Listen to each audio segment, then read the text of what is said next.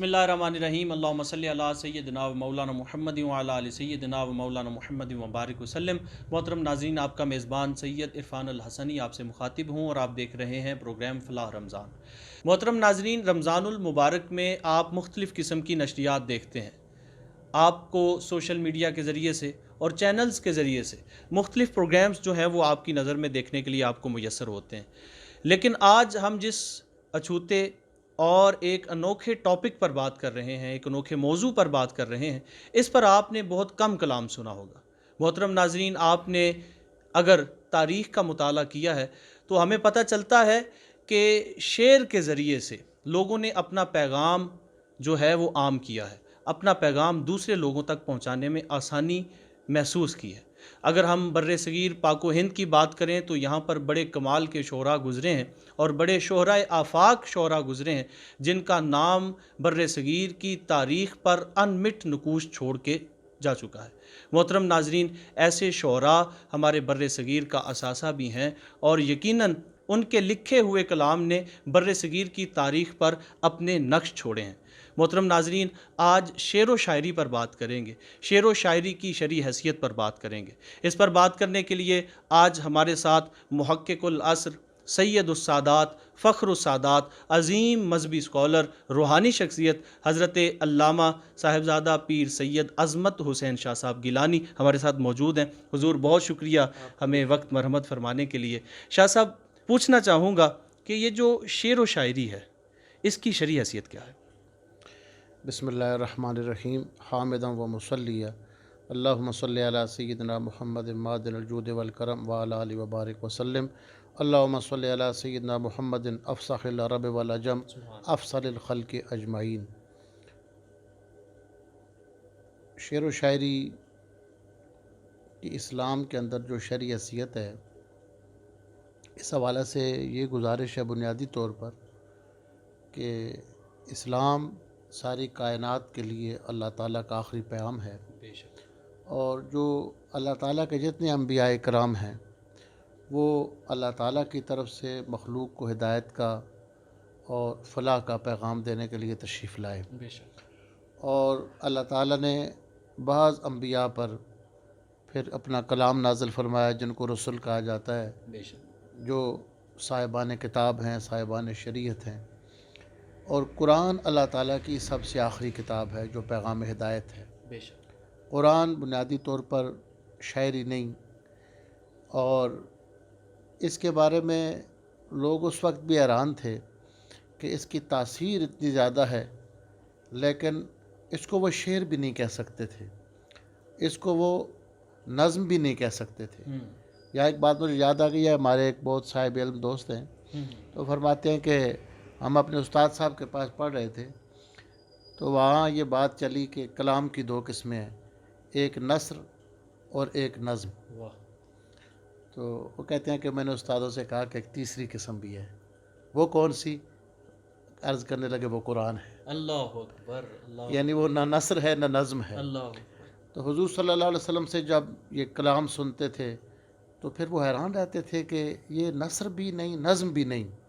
और जब सूरह कौसर नाज़िल हुई तो अरब के बड़े बड़े साहिबान फ़न, बड़े बड़े फसीह व बलीग लोग जब सूरह कौसर को पढ़ने लगे, इन्ना आतईना कल कौसर फसल्लि लिरब्बिका वनहर इन्ना शानका हुवल अबतर, तो वो कहने पर मजबूर हो गए वमा हुआ बिक़ौलिल बशर, कि ये किसी बशर का कलाम ही नहीं है। अल्लाह अकबर, अल्लाह अकबर।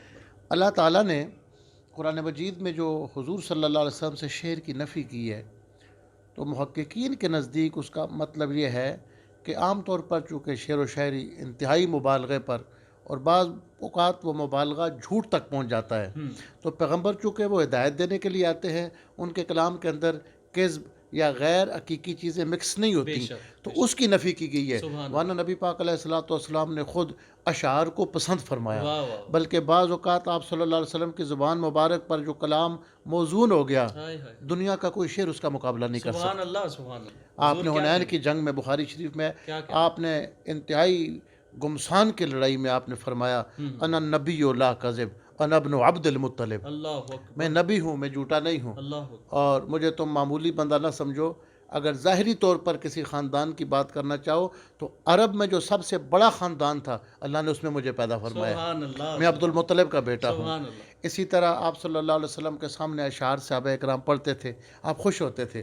بلکہ بخاری کی حدیث ہے کہ اب دیکھیں ہر بندے کا ایک اپنا کام ہے، ایک تلوار چلا رہا ہے اور دوسرا کلام سے جذبہ پیدا کر رہا ہے. سبحان اللہ. تو آپ حضرت حسان سے فرماتے تھے کہ اللہ روح القدس کے ذریعے تمہاری مدد فرمائے. اللہ اللہ اللہ. روح القدس سے مراد کچھ بھی علماء کے نزدیک اختلاف ہے اس میں، لیکن روح القدس کی جس کو مدد مل جائے اس کا کلام جا کے دلوں پہ اثر کرتا ہے. واہ واہ واہ. تو آپ فرماتے تھے حسان جس طرح باقیوں کے تیر جا کے دشمن کو لگتے ہیں اس طرح تیرے شعر مشرکوں کے سینے پہ لگتے سبحان ہیں. اللہ. سبحان تو حضرت حسان بن ثابت کو آپ فرماتے تھے کہ اللہ روح القدس کے ذریعے اس کی مدد فرما. کیا کہنے حضور. بلکہ مسلم کی ایک اور حدیث ہے، حضرت عامر بن الاقوا ایک صحابی ہیں، جی جی.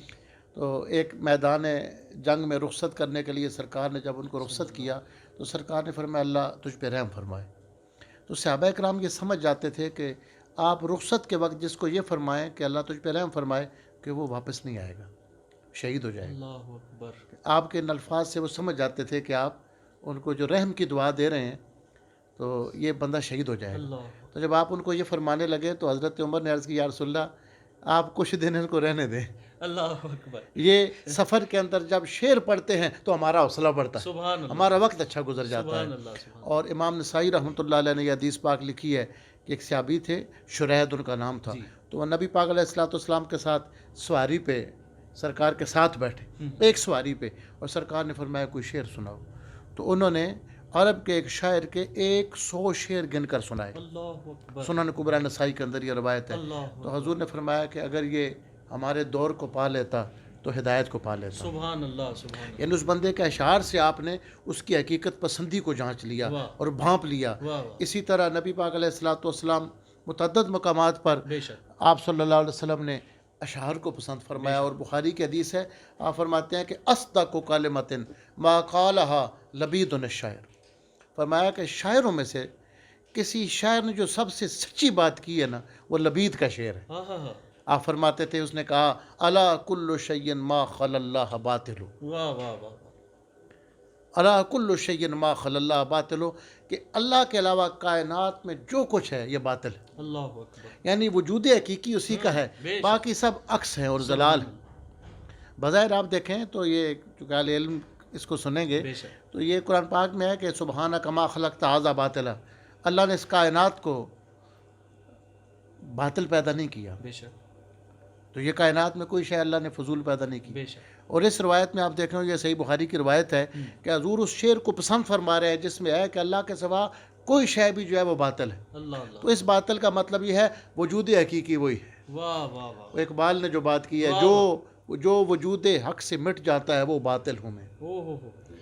کہ جب حق ظاہر ہو جائے تو جس طرح سورج کی روشنی جب ظاہر ہو تو ستارے موجود ہوتے ہیں، روشنی موجود ہوتی ہے لیکن ظاہر نہیں ہوتی. بے شک. تو اللہ کو آپ نے فرمایا کہ کسی شاعر نے جو سب سے جو اچھی بات کی ہے شاعروں میں سے وہ لبید کا شعر ہے الا کل شیء ما خل اللہ باطل. اور دوسرا مصرع اس کا وہ حدیث میں تو نہیں ہے لیکن دوسرا اس کا مصرع یہ تھا وَكُلُّ نَعِيمٍ لَا مَحَالَةَ زَائِلُ. اور جتنی نعمتیں ہیں انہوں نے چلا جانا ہے، دنیا کی کسی دولت نے ہمیشہ نہیں رہنا، ایک اللہ کی ذات ہمیشہ رہنے والی. سبحان اللہ. پھر آپ نبی پاک علیہ الصلوۃ والسلام کے تربیت یافتگان میں سے مولا کائنات سیدنا علی مرتضیٰ کرم اللہ وجہ الکریم کا ایک شعر مجھے بسم اللہ بڑا پسند ہے. آپ کا ایک 4 مصرے ہیں. اور حضرت خواجہ قمر الدین سیالوی رحمۃ اللہ علیہ شیخ الاسلام آپ نے اپنی والدہ ماجدہ کے کفن پہ یہ اشعار لکھوائے تھے. ماشاء اللہ ماشاء اللہ. تو میں نے یہ انوار قمریہ میں پڑھا تھا. تو گزشتہ سال ہم جب عراق میں حاضر ہوئے تو حضرت سلمان فارسی رضی اللہ تعالیٰ عنہ کے مزار مبارک کے سامنے جو حالات لکھے ہوئے تھے ان میں یہ تھا کہ سلمان فارسی رضی اللہ تعالیٰ عنہ نے فرمایا تھا کہ میرے کفن پر بھی یہ شعر لکھے جائیں. تو میرے ذہن میں یہ آیا کہ یہ کہیں نہ کہیں سے حضرت خواجہ قمر الدین سیالوی رحمۃ اللہ علیہ کو کسی منبع اور کسی مصدر سے یہ بات ملی تھی. اور وہ شعر ذرا آپ سنیں کہ مولا کائنات سیدنا علی مرتضیٰ ایک تو ان کے اعمال کا دیکھیں، حضور علیہ الصلوۃ والسلام کی بارگاہ سے جو ان کو تربیت ملی تھی اس کا اثر یہ تھا، فرائض تو فرائض ہیں، واجبات تو واجبات ہیں. حضور نے کچھ کلمات ان کو سکھائے تھے پڑھنے کے لیے، لا الہ الا اللہ الحلیم الکریم، لا الہ الا اللہ العلی العظیم، سبحان اللہ رب السماوات السبع و رب العرش العظیم والحمد للہ رب العالمین۔ فرمایا علی یہ ایسے کلمات ہیں، یہ پڑھو گے تو تمہاری بخشش ہو جائے گی اگرچہ تم پہلے بھی بخشے ہوئے ہو۔ اللہ اکبر۔ اس کا مطلب ہے کہ جو پہلے بخشا ہوا ہو اس کو مزید بخشش کی ضرورت ہے۔ اللہ اللہ اللہ۔ تو آپ نے یہ کلمات سکھائے، اور آپ نے اسی طرح سبحان اللہ، الحمدللہ، لا الہ الا اللہ، اللہ اکبر یہ کلمات سکھائے۔ تو مولا کائنات فرماتے تھے کہ جب سے حضور نے مجھے یہ سکھائے زندگی میں مجھ سے یہ کلمات نہیں چھوٹے۔ اللہ اکبر۔ لیکن اتنے عمل کے باوجود جو بھروسہ ہے وہ اللہ کے فضل پہ ہے۔ سبحان اللہ۔ تو آپ کا شعر ہے، قدم تو علی الکریم بغیر زاد من الحسنات والقلب السلیم وحمل الزاد یقبح کل شیء اذا کان القدوم علی الکریم۔ سبحان اللہ۔ اس کا مفہوم یہ ہے کہ میں ایک کریم کے پاس جا رہا ہوں، میں ایک کریم ذات۔ اب یہاں ایک بات بڑی نازک سی ہے کہ علماء کے نزدیک اللہ کو سخی کہنا جائز نہیں۔ کریم کا ترجمہ ویسے سخی ہوتا ہے، جی جی جی۔ لیکن اب اللہ کے لیے سخی کا لفظ استعمال نہیں کرتے، اس لیے مشکل یہ پیش آتی ہے اب کریم کا ترجمہ کریم ہی کیا جا سکتا ہے۔ واہ واہ واہ واہ، سبحان اللہ۔ بعض بزرگ تو یہ کہتے ہیں کہ اللہ اپنے کلام کا ترجمہ بھی خود ہی کرے، سبحان اللہ سبحان۔ تو ہم وہ قریب مفہوم بیان کر دیتے، کیونکہ سخی وہ ہوتا ہے جو خود بھی خوب کھاتا ہے دوسروں کو بھی کھلاتا ہے، اور اللہ وہ ہے وہ کھلاتا تو ہے لیکن کھانے سے پاک۔ اللہ اکبر۔ اللہ کھاتا نہیں ہے، اللہ اکبر۔ پیتا نہیں ہے، اس لیے اللہ کو سخی نہیں کریم ہی کہتے ہیں۔ تو مولا کائنات فرماتے ہیں کہ قدم تو علی الکریم بغیر زاد، کہ میں بغیر زاد سفر کے، میرے پاس کچھ بھی نہیں ہے، میں خالی ہاتھ ایک کریم کے دربار میں جا رہا ہوں۔ اب یہ دیکھیں کہ اس شعر کو کفن پہ لکھنے کی وجہ کیا ہے؟ قدم تو علی الکریم بغیر زاد من الحسنات والقلب السلیم، نہ میرے پاس نیکیاں ہیں نہ میرا قلب سلیم ہے، میں خالی ہاتھ اب اللہ کی بارگاہ میں جا رہا ہوں، اپنے مالک کے پاس جا رہا ہوں، اور وجہ جو بیان کی وہ مولا کائنات ہی بیان کر سکتا ہے، اور رسول پاک کی بارگاہ کا یہ تربیت یافتہ شاگرد ہی بیان کر سکتا ہے۔ فرمایا کیوں؟ فحمل الزاد اقبح کل شیء اذا کان القدوم علی الکریم۔ فرمایا جب کسی سخی کے دربار میں جانا ہو اور بندہ اس کا مہمان بن کے جائے اور کھانا پینا اپنے ساتھ لے کے جائے، اس میں اس سخی کی توہین ہے۔ سبحان اللہ۔ جس کے پاس جا رہا ہے اس کی توہین ہے، اس کے دسترخوان کی توہین ہے، تو اس لیے خالی ہاتھ میں اپنے مالک کے پاس جا رہا ہوں۔ اب یہ دیکھیں مولا کائنات کا کلام ہے۔ اسی طرح فرماتے ہیں ردینا قسمت الجبار فینا، ردینا قسمت الجبار فینا لنا علم وللجہال مالو فإن المال یفنی عن قریب وَأَنَّ الْعِلْمَ يَبْقَى لَا يَزَالُ۔ آپ فرماتے ہیں کہ ہم اللہ کی اس تقسیم پہ بڑے خوش ہیں۔ سبحان اللہ۔ مولا علی فرماتے ہیں کہ میں اللہ اس تقسیم پہ بڑا راضی ہوں۔ اللہ نے جو تقسیم کیا ہے، جو نصیب ہمارے بنائے ہیں، جاہلوں کو مال دے دیا اور ہمیں علم عطا فرما دیا۔ لنا علم وللجہال مال فحمل الزاد یقبح کل شیء اذا حمل الباد فرمایا کہ لنا علم وللجہال مال فإن المال یفنی عن قریب، کہ مال تو فنا ہو جانے، بے شک مال ختم ہو جانے والی چیز ہے، یہ دنیا کی دولت ادھر ہی رہ جائے گی۔ وَإِنَّ الْعِلْمَ يَبْقَى لَا يَزَالُ، اور علم ختم نہیں ہوتا، یہ بلکہ باقی رہنے والی چیز ہے۔ اسی طرح آپ امام عالی مقام سیدنا امام حسین علیہ السلام کا ایک شعر جو ابن کثیر نے بھی البدایہ میں لکھا ہے، اس نے آپ نے فلسفہ شہادت بیان کیا۔ آپ فرماتے ہیں کہ جب موت آ کے رہنی ہے، بے شک، اس سے چھٹکارا نہیں۔ بے شک فرماتے ہیں کہ اس سے چھٹکارا نہیں ہے کہ موت آ کے رہے، بے شک بے شک، کہ اس سے بندہ چھٹکارا نہیں پا سکتا۔ جی جی جی۔ تو فرمایا اذا کانت الابدان للموت انشئت، اذا کانت الابدان للموت انشئت فقط امرئ فی اللہ بالسیف یجدر۔ اللہ اللہ۔ یہ مولا کا حضرت امام حسین کا شعر ہے، اذا کانت الابدان للموت انشئت فقط امرئ فی اللہ بالسیف یجدر۔ فرمایا کہ جب یہ موت، یہ جسم بنے ہی اس لیے ہیں کہ ان کو ایک دن فنا ہو جانا ہے، یہ جسم بنا ہی موت کے لیے ہے، تو بستر پہ مرنے سے بہتر ہے کہ جس نے جان دی ہے اسی کی راہ میں اس جان کو پیش کر دیا جائے۔ تو اللہ کی راہ میں جان دے دینا، یہ اس جسم کو اس کے حوالے کرنے کی سب سے بہترین صورت ہے۔ اذا کانت الابدان للموت انشئت فقط امرئ فی اللہ بالسیف یجدر۔ اور میدان میں آپ نے فرمایا کہ یحکم فینا ابن الدہی، فرمایا کہ کیا وہ شخص جس کے باپ کا ہی پتہ نہیں کون ہے، اللہ اللہ اللہ، ابن زیاد کے بارے میں آپ نے فرمایا کہ وہ ہم میں حکومت کرے گا اور ہمارے اندر خون رسول ہے اور ہم اس خون رسول کے امین ہیں۔ تو آپ نے میدان کربلا میں اپنے اشعار کے ذریعے لوگوں کے جذبات کو اور امت کے عقائد کو درست فرمایا۔ حضرت امام شافعی رحمۃ اللہ علیہ بہت اچھے شعر کہہ لیتے تھے، اور آپ کا دیوان بھی ہے، لیکن آپ نے چونکہ اس میں حدیث کو میں منع کیا گیا ہے کہ بندہ اپنا اوڑھنا بچھانا شاعری کو بنا لے، اوڑھنا بچھونا ہی شاعری کو بنا لے، اور کوئی کام ہی نہیں، ہر وقت شعر ہی شعر کہتا رہے، تو اس کو ناپسند کیا گیا ہے۔ تو اس لیے امام شافعی ذوق کے مطابق اشعار کہہ دیتے تھے، لیکن زیادہ کام پڑھنے پڑھانے کا کرتے تھے۔ تو آپ نے ایک بار فرمایا کہ وَلَوْلَا الْعِلْمُ بِالْعُلَمَاءِ يُزْرِي لَكُنْتُ الْيَوْمَ أَشْعَرَ مِنْ لَبِيدِ لَكُنْتُ الْيَوْمَ أَشْعَرَ مِنْ لَبِيدِ۔ فرمایا کہ علماء کو زیب نہیں دیتا کہ وہ پڑھنا پڑھانا چھوڑ کر شاعری میں سارا وقت صرف کر دیں، اگر ایسا نہ ہوتا تو میں لبید سے بھی بڑا شاعر ہوتا۔ اللہ اکبر۔ یہ لبید وہی ہے جس کا شعر آپ کو میں نے بخاری شریف کا سنایا ہے، سبحان اللہ۔ فرمایا میں اس سے بڑا شاعر ہوتا۔ تو امام شافعی سے پوچھا گیا کہ آپ نے یہ بات کیوں کی ہے شعر میں؟ آپ یہ کہہ رہے ہیں کہ میں بہت بڑا شاعر ہوتا لبید سے بھی، تو یہ بات شعر میں آپ نے کیوں کی ہے؟ فرمایا شعر میں اس لیے کی ہے کہ کوئی یہ نہ کہے کہ اس کو شعر لکھنا نہیں آتا، میں لکھ سکتا ہوں لیکن ساری زندگی اس میں صرف نہیں کرنا چاہتا۔ اس طرح امام بصیری کا آپ قصیدہ دیکھیں، یا ہندوستان کے اندر آپ صوفیاء کو دیکھیں۔ جو بر صغیر پر شعر و شاعری کے اثرات ہیں، اس پر بھی انشاءاللہ آپ کی رائے لینے کی کوشش کریں گے۔ محترم ناظرین، اس وقت ہمارے ساتھ بڑے ہی خوبصورت شاعر، ہمارے بہت پیارے بھائی جناب محترم اسلام الدین اسلام صاحب موجود ہیں۔ حضور آپ کا بھی شکریہ اپنے قیمتی وقت کو مرمت فرمانے کا۔ سب سے پہلے تو میں گزارش کروں گا کہ کچھ کلام آپ سنائیں، اور کلام سنانے سے پہلے یہ ارشاد فرمائیں کہ شعر و شاعری کا آپ کو ذوق کہاں سے پیدا ہوا اور کب سے آپ نے اس کا آغاز کیا؟ شاعری کا تقریباً میٹرک کے بعد سے مجھے شوق ہے۔ پہلے بچپن سے نعت خوانی، تو وہ بھی ایک طرح کا سلسلہ بن جاتا ہے شاعری سے لگاؤ کا۔ تو نعت شریف میں ایک پیش کرتا ہوں۔ پاؤں ہم جس کے خیالوں میں ابھی چھو آئے،